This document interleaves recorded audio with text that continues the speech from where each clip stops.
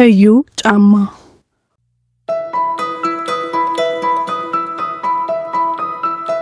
በአንድ ጫካ ውስጥ አንድ ተንኮለኛ ተኩላ ይኖር ነበር። ከዕለታት በአንዱ ቀን ጠዋት ቀና ብሎ ዛፎቹን ሲመለከት የወፍ ቤተሰቦች በሰማዩ ላይ በሚያምር ሁኔታ ሲበሩ አየ።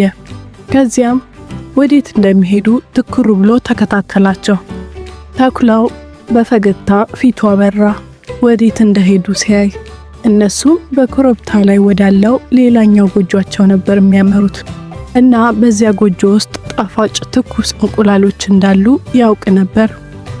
አሃ ለራሱ ሳቀ። ቁርሴን አግኝቻለሁ፣ ትኩስ እንቁላል።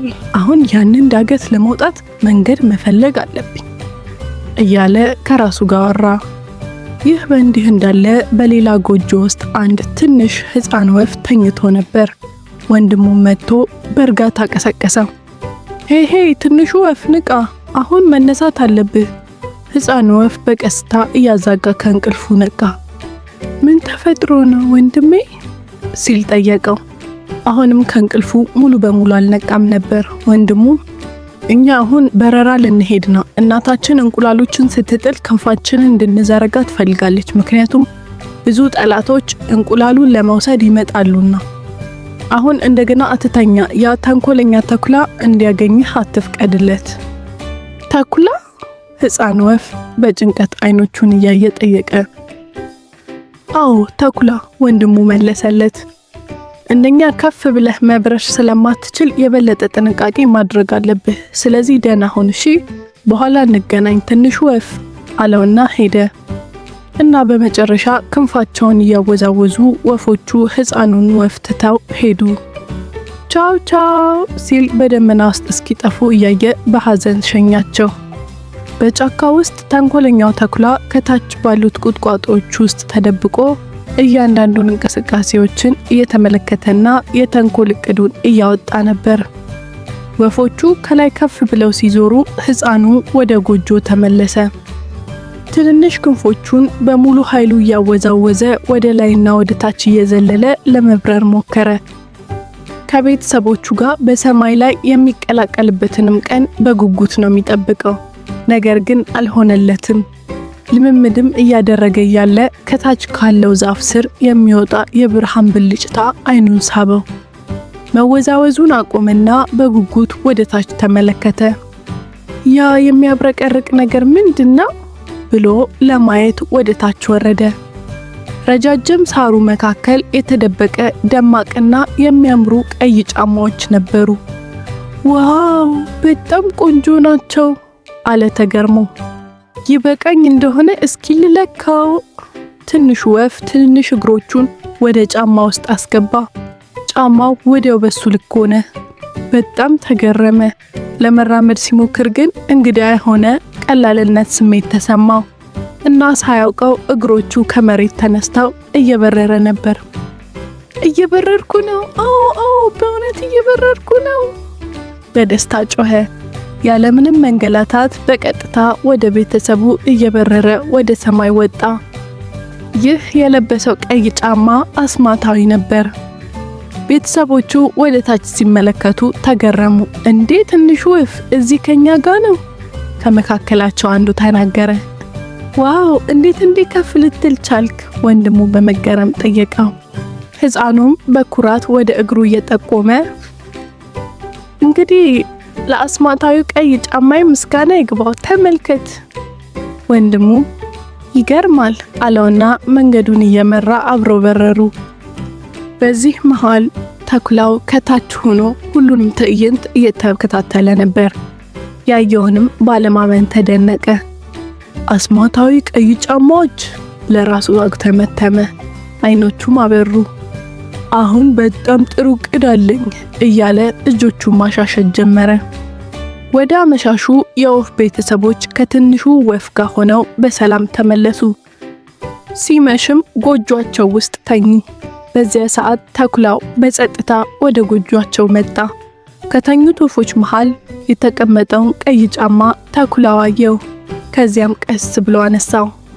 በፍጥነት ጫማውን እንደያዘ ወደ ጨለማው ሮጠ። ነገ ጠዋት ለኔ ልዩ ጠዋት ነው፣ ለቁርስ ትኩስ እንቁላል ኦምሌት ነው ምበላው እያለ በዛው እንቅልፍ ወሰደው።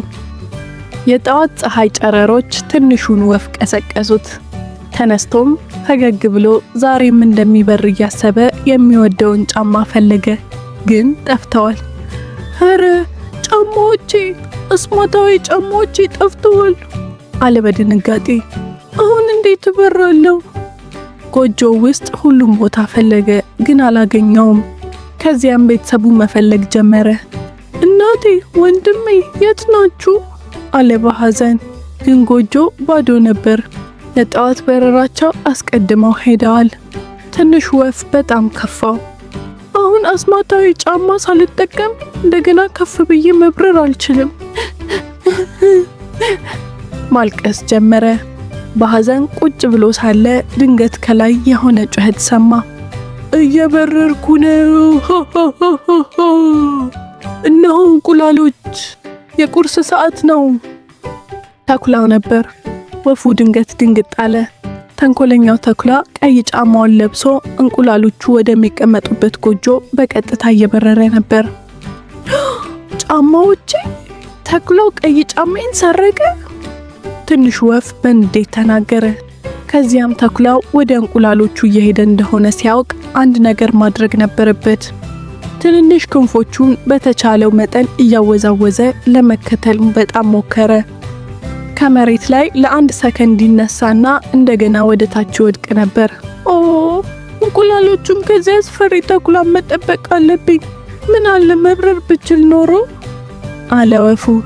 ተኩላው ወደ እንቁላሎቹ የያዘውን ሌላኛው ጎጆ ውስጥ አረፈ። በጣም እርቦታል።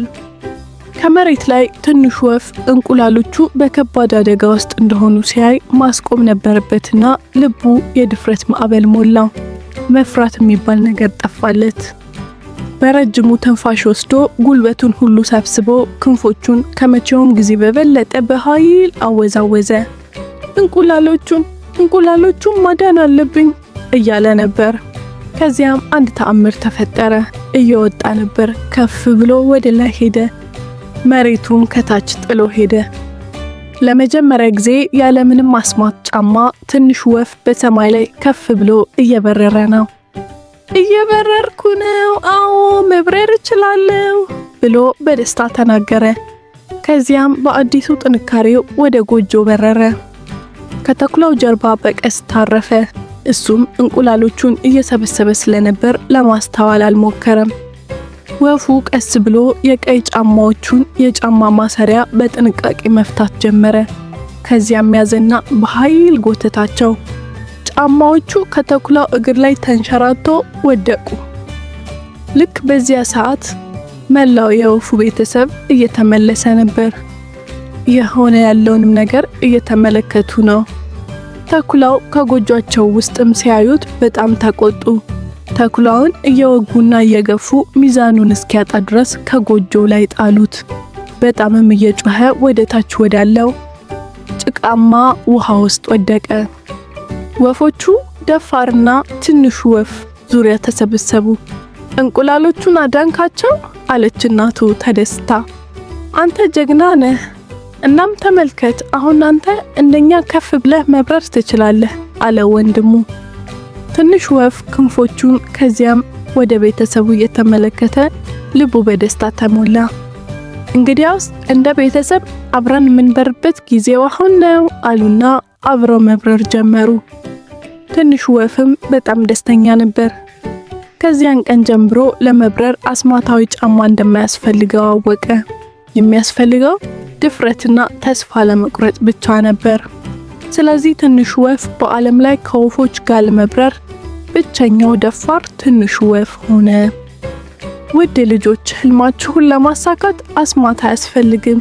እውነተኛውን አስማት በውስጣችን አለ። እሱም ድፍረትና በራሳችን ላይ ያለን እምነት ነው።